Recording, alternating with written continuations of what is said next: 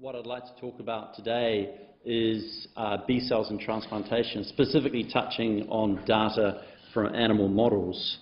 And really, somewhat ironically, really it's the clinical transplant world which to a large degree has initiated and subsequently led our interest in B cells in transplantation.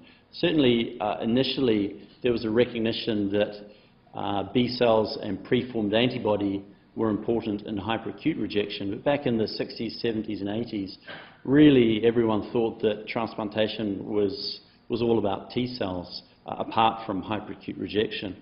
Over the last 10 to 15 years, there's been a development really looking very strongly at B cells and their role in transplantation. And this, to a certain extent, is reflected in the immune suppression that we use clinically today. The vast majority of the agents that we use in the clinic and in theatre are really directed against T cells. And really very few have specific B cell effects. The new B cell specific agents are only beginning to emerge. And you can see here on my schema, certainly cyclosporin, tacrolimus, sirolimus are really aimed at the IL-2 receptor pathways, the calcineurin inhibitors. Campath and ATG do have some effect on B cells, but as I've said, the vast majority of immune suppression is really T cell directed, and hopefully that will change in the next 10 to 15 years as our appreciation of B cells in clinical transplantation evolves.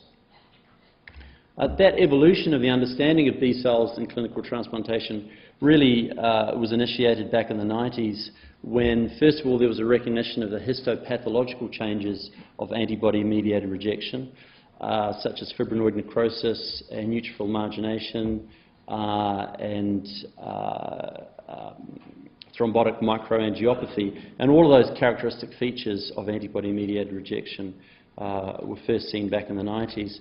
At the same time, an understanding that antibody binding could be detected by looking at complement degradation products such as C4D, and there's a nice slide there of immunofluorescence of C4D staining on peritubular capillaries in antibody-mediated rejection.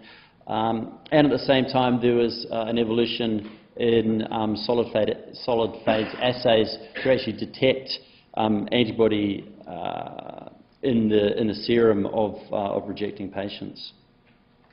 And not only that, but recently there's been more understanding of tolerance in clinical transplantation, and two groups, one of which based here, one of which in the States, which showed that in tolerant clinical patients and renal transplant recipients in both papers, those patients had characteristic B cell signatures, implying that B cells may well play a very important role in allospecific tolerance. So that's the clinical background, but as I say, what I'd like to talk about today is the role that B cells play or have been shown to play in animal transplant models.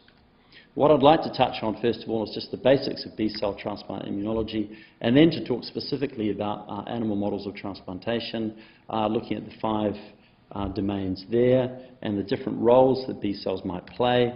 And then I'll touch briefly on the future and perhaps how animal models may help us define and treat antibody-mediated rejection and perhaps develop into allospecific tolerance, as Giovanna's already alluded to. Okay, so what is a B cell? Well, a B cell by definition is a cell which expresses cell surface immunoglobulin receptor as a B cell receptor. These receptors recognize specific antigen epitopes.